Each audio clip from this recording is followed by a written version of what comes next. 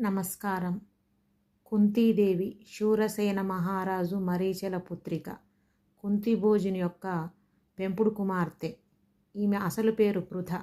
కుంతిగా మార్చబడింది. శ్రీకృష్ణునికి మేనత్త. ఈమె పాండు మహారాజును వివాహం చేసుకున్నది.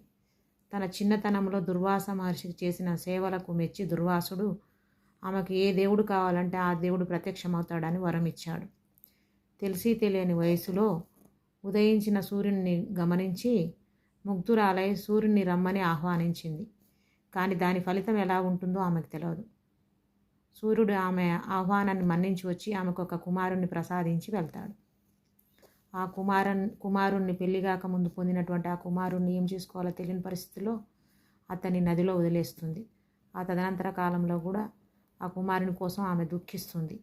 తర్వాత కర్ణుణ్ణి గుర్తిస్తుంది. కర్ణుడు కౌరవపక్షాన యుద్ధం చేస్తుంటే ఎన్నో రకాలుగా బాధపడుతుంది. జీవితం అంతా దుఃఖాన్ని అనుభవించింది కుంతి. పాండవులు విజయులైనాక కూడా వాళ్ళతో ఉండకుండా తన బావ ధృతరాష్ట్రుడు, తోటి కోడలు గాంధారితో పాటు అడవికి వెళ్ళి వానప్రస్థాన్ని స్వీకరించింది. ధన్యవాదాలు.